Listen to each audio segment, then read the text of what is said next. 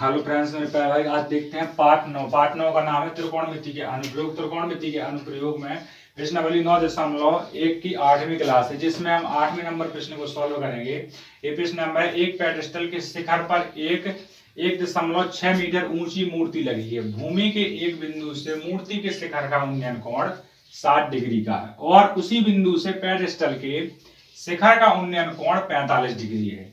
अब शिखर का उन्नयन कोण 45 डिग्री है जहां से मूर्ति लगी है। पेडेस्टल का मतलब होता है जिस पर मूर्ति को रखा जाता है, तो पेडेस्टल की ऊंचाई बताना है। पेडेस्टल का मतलब होता है, इंग्लिश शब्द है पेडेस्टल। इस पेडेस्टल का मतलब होता है जिस पर मूर्ति रखी जाती है, जिसको मंच कहते हैं। एक पेडेस्टल के शिखर का एक पेडेस्टल के शिखर पर एक मूर्ति लगी है जिसकी ऊंचाई 1.6 मीटर है। अब उसने डायरेक्ट कहा है कि एक पेडेस्टल के शिखर, तो शिखर और पाद बिंदु तो आपको मालूम है कि शिखर होता है जो आखिरी बिंदु होता है, जहां पर मतलब आखिरी एंड होता है, जिसे फोचाई बोलते हैं, ठीक है ना।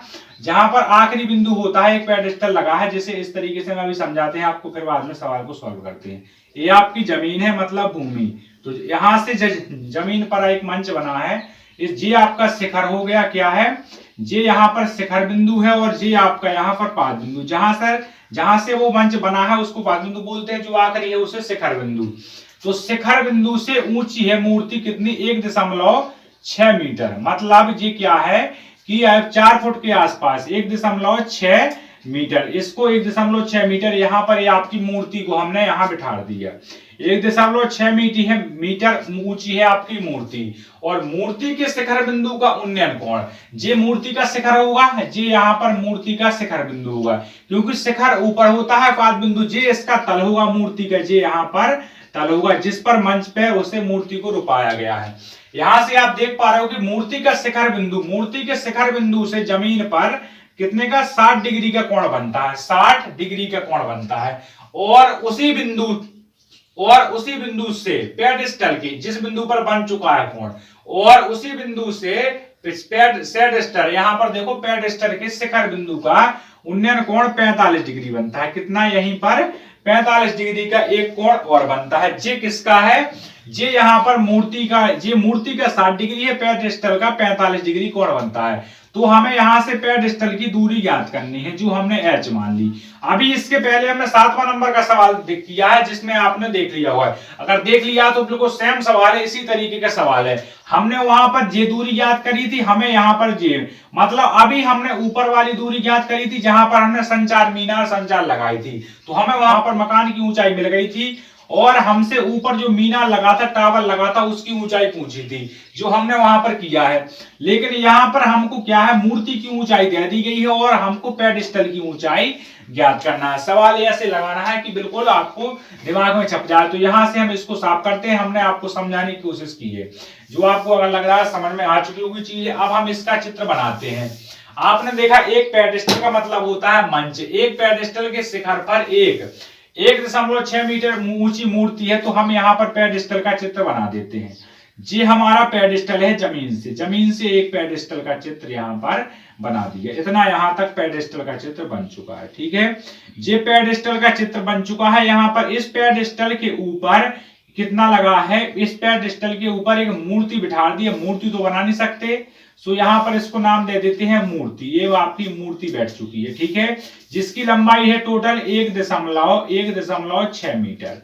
1.6 मीटर ऊंची मूर्ति बहुत ऊंची मूर्ति होती है।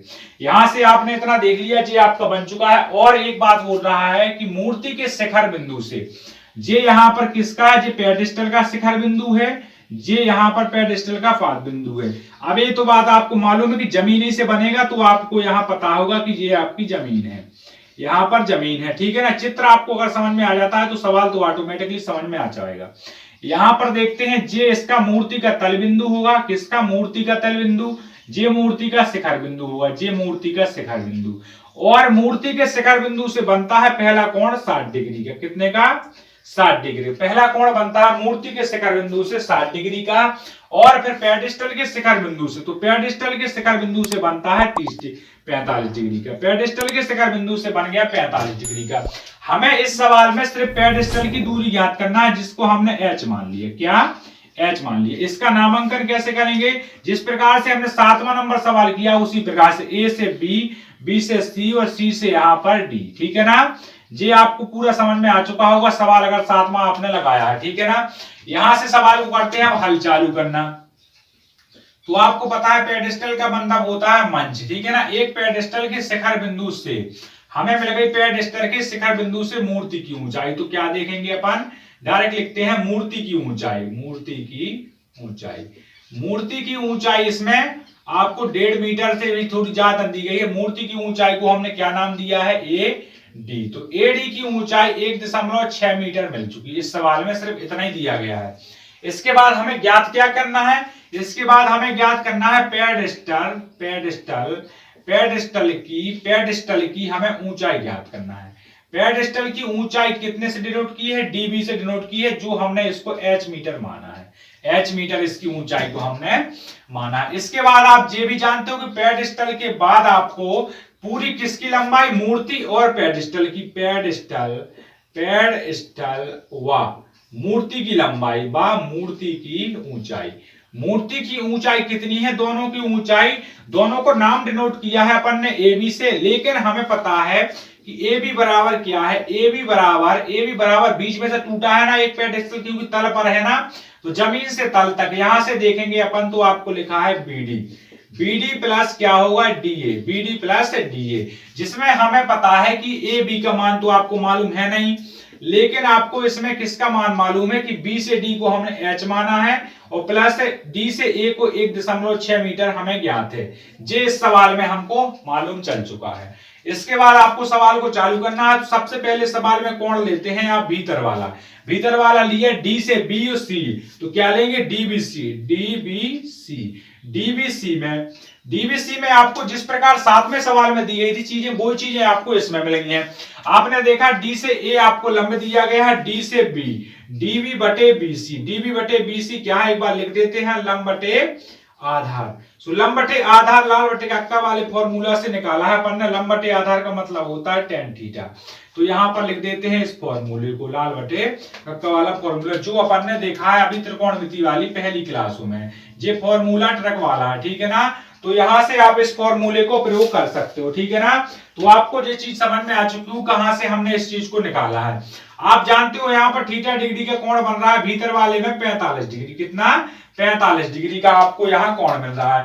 यहां से देखा लंब आपका कितना है, लंब आपका एच है, क्योंकि आप जानते हो कि डीबी का मान आपको एच दिया गया। क्या दिया गया है, डीबी का मान एच दिया गया। तो एच बटे बीसी का मान यहां से हमें ज्ञात करना है, बराबर tan 45 का मान बच्चा को मालूम होता है कि tan 45 का मान कितना होता है, एच बटे बीसी बराबर tan 45 का मान होता है 1/1। हमने यहां से जिस प्रकार उस सवाल को सॉल्व किया तो हम यहां कर देते हैं तिर्यक गुणा। सो यहां पर तिर्यक गुणा किया हमने तिर्यक गुणा किया तो 1 का गुणा एच में हुआ और बीसी का गुणा 1 में हुआ। तो बीसी बराबर एच आ जाता है। जी हमारा इस प्रश्न का क्या निकला, आधार निकला है। आधार हमारा एच निकला क्योंकि लंबी हमारा एच है। सो आधार हमारा एच निकल गया, ठीक है जी, हमने ज्ञात किया है। अब एक त्रिभुज खत्म हुआ, दूसरा वाला त्रिभुज है एबीसी। दूसरा वाला त्रिभुज है एबीसी में। तो एबीसी में आपको लंब दिया गया है ए से बी तक। तो ए से बी तक आपको लंब है और आधार आपका बीसी दिया गया। इसका मतलब क्या हुआ, लंब बटे आधार। सो यहाँ लंब बटे आधार, लंब बटे आधार का मतलब अभी देखा है पीछे सवाल में, इसी सवाल में होता है tan थीटा डिग्री। और यहाँ थीटा का मान आपको दिया गया है 60 डिग्री। कितना, 60 डिग्री इस सवाल में थीटा का मान है आपका। आप जानते हो कि ए बी बटे क्या है, बीसी बराबर में tan 60 डिग्री। यहां पर ए बी का मान यहां हमने ज्ञात करवाया था आपको कि ए बी का मान ये लिखा है। तो ए बी का मान कितना निकला, ए बी का मान निकला था आपका एच प्लस 1.6 बटे में बीसी का मान अभी एच निकला समीकरण 1 से। तो समीकरण 1 से हमने अभी ज्ञात किया है बीसी का मान। जी यहां पर हमने ज्ञात किया है बीसी का मान। इसके बाद हम देखते हैं यहाँ tan 60 का मान कितना होता है, √3/1, मतलब √3 होता है tan का मान। सो यहां लिख देते हैं tan 60 का मान होता है √3। 3, अंडर रूट का 3 होता है tan 60 का मान। आपने फिर से त्रियक गुणा किया, जिस तरीके से हमने वहां किया इस तरीके से यहां भी हमने त्रियक गुणा कर दिया। एक का गुणा होगा h प्लस 1.6 बराबर में 3 अंडर रूट का 3h, 3 अंडर रूट का 3h। यहां से तुम देख सकते हो कि आपको h प्लस 1.6 गिनती के साथ जोड़ा नहीं बनता है, तो 1.6 बराबर अंडर रूट का 3h और माइनस का h, अंडर रूट का 3h और माइनस का h। यहां से कॉमन क्या मिल गया हमें, यहां से कॉमन मिल गया h, यहां से हमें कॉमन मिल गया h, तो आप जानते हो कि हमें कॉमन h मिल गया। 1.6 को हम उस तरह ले सकते हैं, तो अंडर रूट का h यहां से कॉमन मिल गया, अंडर रूट का 3 माइनस का 1 बराबर में 1.6। h का हमें मान ज्ञात करना है, तो गुणा से कोई भी संख्या किस में जाती है, गुणा से हमेशा भाग में जाती है। तो जे आपका क्या लिखा है, h गुणे कोष्टक अंडर रूट का 3 माइनस 1, तो गुणा से क्या में चला जाएगा जी भाग में, तो h बराबर 1.6 बटे में अंडर रूट का 3 माइनस का 1। जी आपका यहां तक आपको पता है। इसके बाद हम बताना चाहते हैं कि इसका होता है हर का परिमेयकरण, h बराबर 1.6 बटे में क्या है अंडर रूट का 3 माइनस 1। यहां लिखेंगे बगल में हर का परिमेयकरण करने पर, हर का परिमेयकरण करने पर, यह आपको सबको मालूम होता है हर का परिमेयकरण होता है तो प्लस का माइनस और माइनस का प्लस हो जाता है। तो यहां से अंडर रूट का 3 और प्लस का 1 का 1, अंडर रूट का 3 और प्लस का 1 का 1। इसका हमने गुणा करवाया ऊपर का ऊपर, क्योंकि गुणा वाली इवेंट में अंश का अंश में और हर का हर में गुणा होता है, तो इसका ऊपर वाले का गुणा हुआ ऊपर तो 1.6 और कोष्टक में अंडर रूट का 3 माइनस का 1 और बटे में यहां से एक फॉर्मूला खुलता है कैसा वाला, यहां भी वही चीज है यहां भी वही चीज है, तो एक फॉर्मूला होता है a प्लस बी और a माइनस बी। इसका मतलब होता है a square minus B square, ठीक है ना।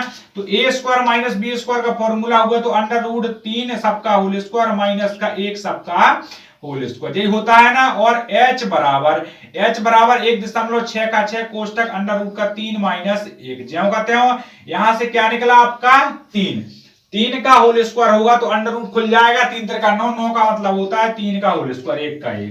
तो h बराबर 1.6 कोष्टक अंडर रूट 3 माइनस 1 बटे में 3 में से गए 2, तो 3 में से 1 गया तो बच गया 2। यहां से कितना कट गया, यहां से कटा तो कितना, h बराबर 0.8 और अंडर रूट का 3 कोष्टक में माइनस का 1। तो ये हमारा इस प्रश्न का आंसर हो गया।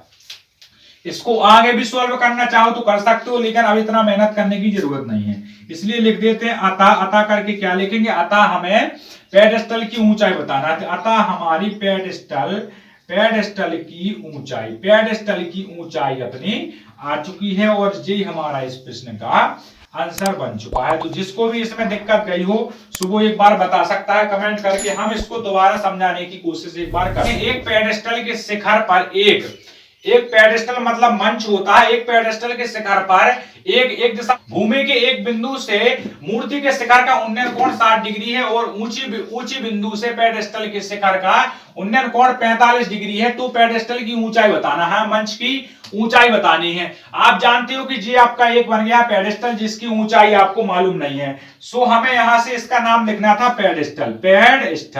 पेडेस्टल का मतलब होता है मंच। जी आपका पेडेस्टल बना दिया हमने।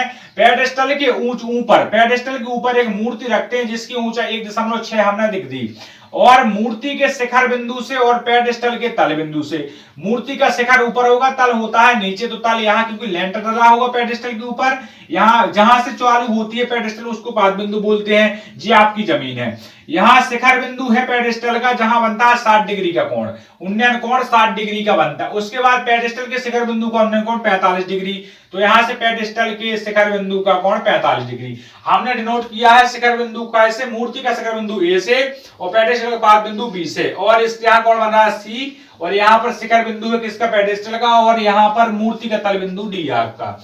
यहां से मूर्ति की ऊंचाई एडी से डिनोट किया है, ए से डी तक, तो ए से डी तक मूर्ति की एडी है और इसकी ऊंचाई 1.6 मीटर। पेडेस्टल की ऊंचाई बीडी है जिसका हमें मालूम नहीं है। पेडेस्टल की ऊंचाई और मूर्ति की ऊंचाई ए बी आपको पता है ना, तो ए बी आपको पता है, पेडेस्टल और मूर्ति की ऊंचाई ए बी है। यहां से ए बी बराबर B D plus D A, यहां से देखिएगा। सो आपको मालूम है कि ए बी का मान मालूम नहीं है, पर आपको एच का कहां से, बी से डी तक की दूरी एच है, और आपकी DA की दूरी है 1.6 तो लिख दिया हमने। अब हम त्रिभुज लेते हैं भीतर वाला ABDC, यहां से DBC। तो DBC में आप जानते हो कि आपको लंब दिया गया है और आधार दिया गया है। लंब बटे आधार होता है tan थीटा, जो लॉगरिथम का से आता है h। आपको पता है कि BD का मान कितना है, h हमने ऊपर भी देखा और यहाँ पर लिखा भी है। आप जानते हो कि यहाँ से h बटे BC आधार है जो हमें ज्ञात करना है। tan 45 का मान होता है 1, जहां से हमने 1 का 3 गुणा किया तो BC बराबर h। ये हमारा समीकरण 1 आ गया। ABC में कितने डिग्री का कोण बनता है, 45 डिग्री का कोण बनता है थीटा कोण पे।